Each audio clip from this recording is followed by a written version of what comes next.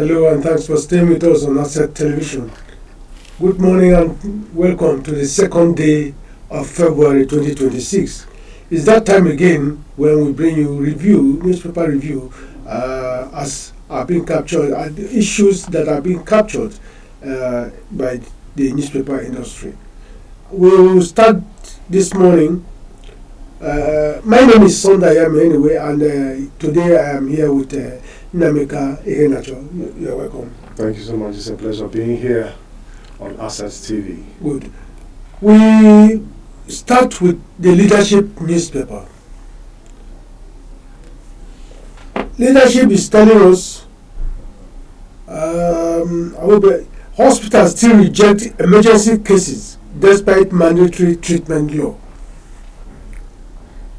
Hospitals still reject emergency cases despite mandatory treatment law.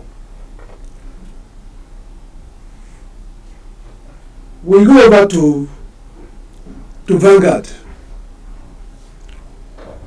Vanguard reports the major headline there. You see, business buckle under debt as default push back loans to 21.2 trillion naira. That's very, very incredible. Then below the major headline there, 2027 polls, fear of postponement looms over delayed electoral law. Well, we don't know if that election, some people are saying it's going to be this year or maybe next year as being proposed. Then we move over to Daily Monitor. Daily Monitor here, politicians are Nigeria's problem. Peter Obi. It's a statement accredited to former presidential candidate under the Yes, it's credited to Peter Obi. When we talk about that, we are just trying to list out the major headline, because when Peter Obi is saying politicians are Nigeria's problem, I don't know if he's a teacher himself, if he is not a politician, we will know that. Then we move on to Guardian. Guardian headline here says Nigerians turn to survival business as formal jobs dry up. That's very, very incredible. It's fact. Survival business as formal jobs dry up. Where did the jobs go to? We'll find it out. Then we go over to Matrix 2027. Opposition in fresh moves against Tinubu APC. Opposition in fresh moves against Tinubu APC. Sometimes you will ask yourself, who are the opposition now? They say PDP will do whatever it takes to strengthen our party, sack Tinubu. We will see. We move to Punch. Travels. Presidency spends 34 billion naira on forex in 2 years. That is humongous. Mind-boggling. 34 billion naira on forex in 2 years. Our final paper for today, as we give you just a brief summary of the headlines. Coup attempt. I was targeted for elimination, says Defense Minister. I was targeted for elimination. So we take you straight to what exactly the in-depth analysis of the paper now. When we go over to Leadership newspaper, the first paper that we started with, where we have hospitals still reject emergency cases despite mandatory treatment law. How do you look at that?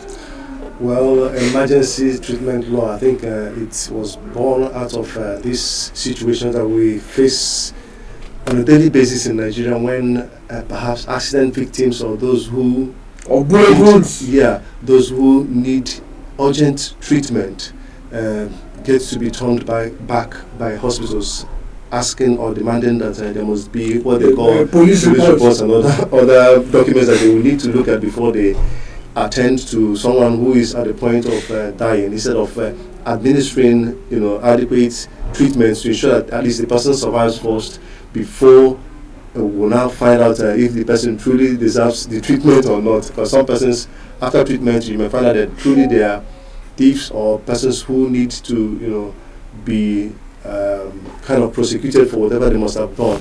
Some of these persons may be, victims of what they call one chance in Abuja and other, major cities across Nigeria where this one chance business is thriving. People say it's as a result of lack of jobs that youths get into that business.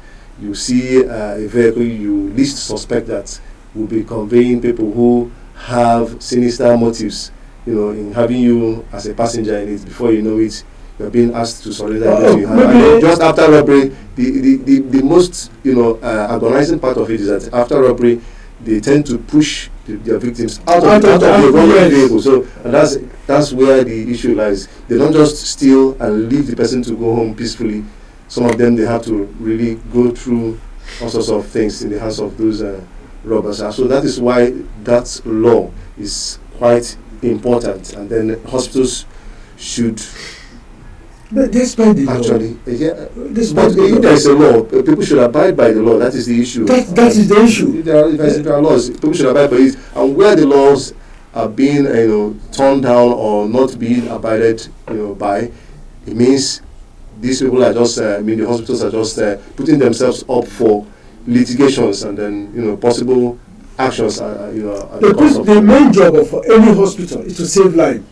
But when you don't see a critical situation like that you are supposed to rush straight into the ICU if you have any in your hospital, and they reject it, and maybe they want to say they need police report and all that, because it does not show the neglect of the Nigerian law, because this is a law already. It's a law that it should be abided by, and I hope this incident that has been trending online about a girl that was bitten by a snake is not part of it. I hope. No, it's not. There are reports are just coming from various angles.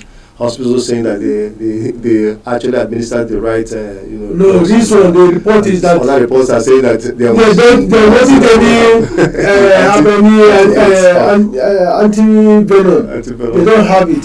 So they came out with this face-saving policy that it was not out of neglect. They had all those things, and that the venom had already gone deep into her system, and she was already deteriorated before they were. Yeah, but a lot of persons are just now suggesting things that people should do in case there is any bite, or even ward off this incessant movement of snakes, considering the fact that it's a time when there is a lot of heat. Snakes are trying to find cozy areas where they can hide, and these cozy areas appear to be the homes of people, and then toilets where there is a constant run of water, and there's a little humid.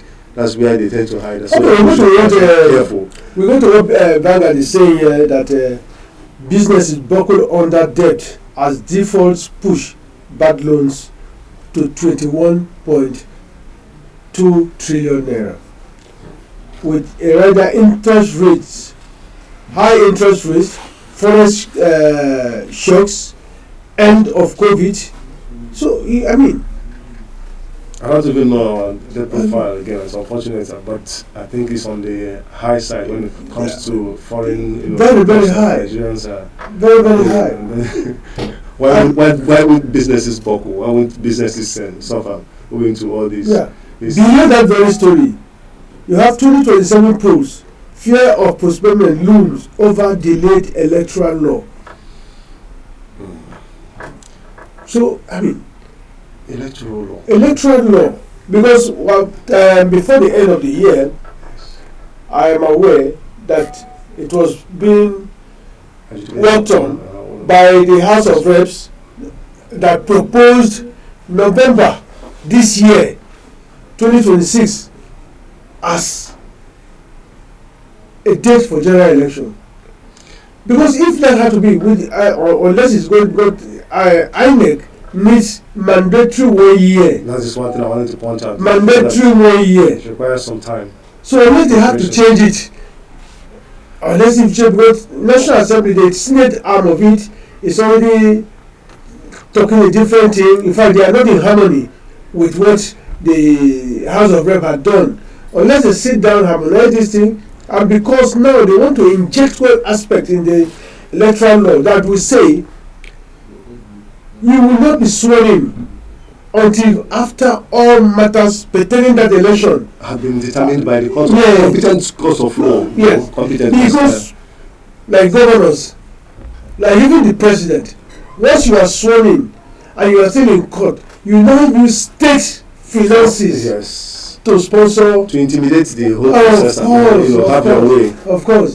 So we've experienced it in the past. I guess the essence of this electoral law is to fix all the problems that we've been experiencing over the years in terms of having those who the masses truly want to elect into offices emerge as victors in those elections. But it appears we've always had that problem. But now that the law is being worked on, I guess we have not got the final final document to work with. That's the essence. That's the reason why it's not being skeptical if the timetable that has been set for this election will still be effective. And we don't know when the election. We don't even know when the election will take place. But is it this year? Normally it's supposed to be February next year. Don't be surprised that some politicians may have a hand in it. There are things that they may not want to come to light in terms of getting these laws out, so that they will still have their way during this 2027 or proposed 2027 election. Yes. Some lawmakers may on their own be working against it just to ensure that things stay the way they are, and they may still have those loopholes through which they are going to force themselves back into offices. It's a really something we really need to worry about, and need to get to the end of it in terms of ensuring that timetable set by the electoral body. Okay, let's go to what the Daily Monitor is saying here. Politicians are Nigeria's problem. Credited to Peter Obi. This is very serious. I don't know. As at last count, Peter Obi is a politician rather. Yeah. I don't know if he has changed, but he's a member of the political class, a political party and an aspiring president. aspiring to be elected as a candidate in a political. So when he says politicians are Nigeria's problems, but it's a statement. I'm sure he has done a squeeze himself out of it. He shouldn't put himself out of it anyway. It's a statement of fact. It is fact glaring to every Nigerian that most of the problems are those that were being instigated by the politicians. Politicians make it difficult for ordinary citizens to have their way, so that with their little stipends they'll be able to sway your minds for you to vote for them and for you to continually depend on them for your survival. That is what these politicians have been able to do over time, and then it is time for things to actually change. When Peter Obi is making the statement that politicians are truly Nigeria's problems, he's on the right track, saying the fact. At the same time, Nigerians are also ordinary Nigerians who are not politicians are also part of the problem. Look at the rider there. Says Nigeria is not a poor country, but only poorly governed. True. Everybody understands that this is fact. Poorly governed. The nation is not poor, considering all we have in terms of human resources and in terms of material resources that we have on ground. Nigeria is not supposed to be called a poor country. It is just a problem of series of leaders who have been being selfish or self-centered and not considering the interest of the masses in taking decisions and then coming up with policies. Let's have it there. And as we see, what the guy that is talking here, Obi is right. Say Nigerians turn to survival businesses as former jobs dry up. Mm. Nigerians Yeah. turn to survival businesses as former jobs dry up. They have actually dried up the former Yeah, jobs. yeah, They have dried up, and yeah. I think there are still jobs. There are jobs, but what is funny They about are for this? sale. Thank you. They are either for sale or for those who have the connection to the jobs. Yeah. People, let me tell you, this is an account of someone who has been seeking for a job. He at this point believes that most interviews that he's been able to participate in had been to extract information from him in order for that particular outfit to be well equipped as to furnish whoever they want to employ with such information so the person will thrive once the person comes in. Oh, So the person is now feeling he's feeling that he's being exploited. Exploited. You know, when you are being called for interview, you will sit and give these persons Of course. all you All that have, you know, all you know. practically. Yeah, in just to make them understand that I am fit for this job. Yes. If you give me this opportunity, I will deliver to the fullest. And these are my, several years of experience and all those things. They are all there for you to, leverage upon. And then we these give are us ways that you- outlines. Thank you. How will you take care of this situation and all those things? Yes, When you yes. answer all those questions, they end up using it to equip themselves and then equip those who they have in mind to To bring in. employ. That is how difficult it is in Nigeria and how funny it has become. So when we say the job, people now turn to private businesses as a way of survival since jobs are no longer there. I think whoever has come up with that idea is You saying see, the right thing. on this very issue now, there was a day I encountered one bus driver who told me he has a master's degree. That's because it's not that there are no jobs in the country. They are asking him to come and pay. And he has no money That's to an go and pay. aspect. So I just asked him, how much were you being asked to pay? He said, like a ministry, one of these ministries. Yes. They're But asking to bring 500,000. How would you expect 500,000 naira from somebody who has no job? And that's what You say happens. it's five what? 500,000. Okay, some actually pay millions. Actually Right. pay millions, and then Yeah. with over time, with your salary coming in, they'll be extracting some money from it. That's the way you pay back. You see? But these are things that I think even the government and those in authority know. They know that these practices are ongoing there and that they are there from time to time every year once they go into employment and they claim. In fact, I would say employment in quotes because before the employment is announced, those that are to take up those positions are already there. No, They are of already course. known. Of So course. I wonder why people actually advertise jobs when the jobs are already there for those that And want it's not supposed to be like employ. that. That is how tough it is. Paying money to get a job. To get a job. How is that done? How is that done? People are no longer employed in on the basis of merit and what they are capable of doing. It's quite unfortunate. So people now fall back to what can I do for myself to Yes. survive? Because there are bills to pay, Of fees course, that to be of paid, course. rent. So you can go into any menial job. You must have, At you must have least to do something. you must So survive. that is why they're saying there are no jobs, but there are jobs. There are jobs. Jobs are not There are jobs. being handed to those who are qualified for the jobs. Yes. That is how. Okay, we go back to Matrix. The Matrix is saying here, 2027, opposition in French moves against Tinubu APC. So now, when you say opposition, do we still have opposition in Nigeria? Because as at last count, the major opposition parties, PDP Have been crippled. it has been crippled and depleted. Yeah, And the only one that is trying to come up now to take over from PDP, though they don't have any governor now, is ADC. So I don't know. in as much as they say the major political party which used to be or perhaps is still PDP, as some persons in the PDP have said it that they are not leaving the party regardless of the situation the party is going through, and those I think are those that Nigerians should see as being credible and then being principled that this is where I belong. I don't have to move just because of the atmosphere, the political atmosphere in the country. Many governors who are not sure of the next election have made this move, crossed over, left the party through which they had, the platform to get to where they are. They left it and ran away. Now, if they're saying the opposition is, working hard to ensure that they unseat Tinubu, I guess that's what yes. It's normal. Everybody have to work hard, but what is funny about it is the fact that the leading All Progressives Congress has a way.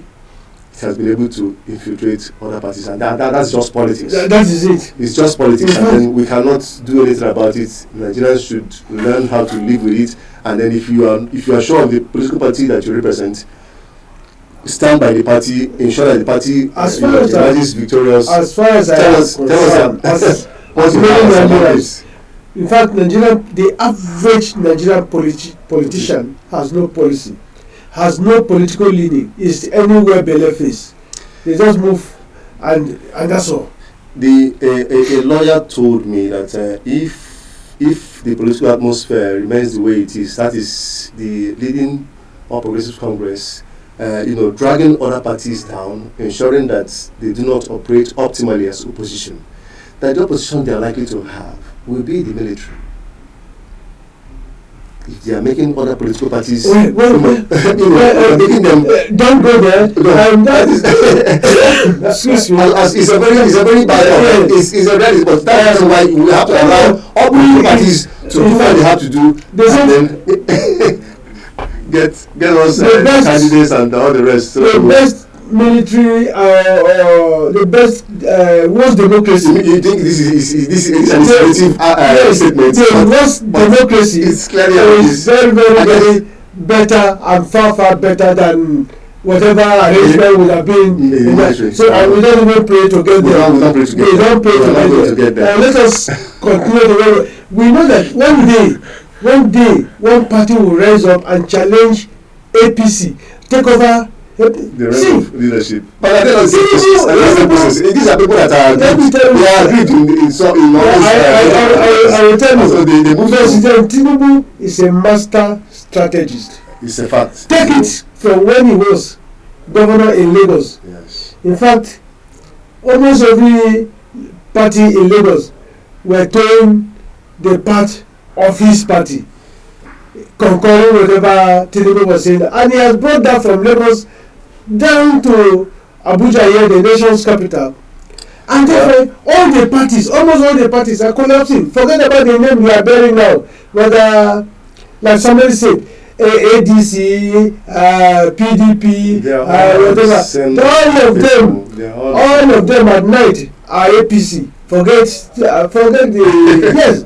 At night they are all APC. Then only in the daytime you see that I belong to this party, I belong to that party. Well, we're waiting to see where this coalition and other things will lead the Nigerian political, atmosphere to. Okay, what Nigerians need mostly. Let's hand that on there. Let's hand that over. I'll go over to Punch, where in fact this is an annoying story. Very annoying. As a Nigerian, I would say it. It is very annoying. Travels presidency spends 34 billion naira on forex in 2 years. No Nigerian will see this and be happy. Look, when I saw this thing, I became so perplexed that Nigerian naira has been wasted and to this level. That's what you say, but people on the corridors of power will say it's justifiable, considering the fact that the presidency or the president needs to, get in touch with the outer world, get to know what they are doing that is making them stand out, and then attracting businesses into the country. Those are likely to be the defense for this kind of expenditure. Yes. When you look at it, the presidential fleet, the aircraft that the president uses will land in the country, spend some hours there, and for every hour or for every minute, I don't know how they you have to pay for that space on which the aircraft fuel and then the hotels that president and his and with land restaurant. Yeah, but it's no longer large according to the presidency. It's not true. They cut it down, but I don't know whether it's not they have true. reverted back to government makes a policy statement. This is how I want it, and then it happens for 1 or 2, 3 months. Thereafter, when they revert back to the old style, nobody will be aware of it. No one will know until they start realizing that so much money is being spent, in all these travels. But like I said, the government people would say, or those in authorities would say, it is actually justifiable for the president to travel and then travel with some number of persons, to get us, have good relationship with some other countries around the world, and then attract investment into the country, because it appears to be how every government or every country thrive. It also shows how wasteful Nigeria is. Because one, when you look, let me tell you, go economically now. Let's look at it in economic term. Whatever you spend, you get something in reward. Yeah. But my problem is there's this borrowing thing. You borrow. Has Nigeria been able to get half of this amount arising from all this money that has been spent? I mean, then sometimes you ask you a question. If you see humongous amount like that being mentioned as having been spent by your own country, from what? And what have you achieved at the end of it? Yes. Well, when we say we are attracting foreign investments, can they thrive under this situation that we go through, where there is epileptic power supply, and then even the basic amenities that ordinary Nigerians are supposed to enjoy from a democratic setting are being denied from time to time? People are struggling to feed their families. People are struggling to run their businesses, their private businesses, because the normal jobs are no longer there, or they are there and they are being given to those that don't even deserve to have them. So these are things, the parameters we look at. There are factors that should be addressed. Well, I think we are just looking at it is time for them to wake up and know what is right for Nigerians and what is right for the nation. I want to say that for now, we are watching and at least to see what the National Assembly would do with our electoral laws and come up with very good proposal. But I will stand for election matters being properly handled before swearing in. Not that one that you sit on a gold mine and you use that money, Nigerians' money, to now fight your opponent. On this note, we have you there and to say thank you, and we hope to see you tomorrow again for another edition of Newspaper Review. I am Sunday Ayami, and with me had been Ihenacho Nameka. Thank you so much.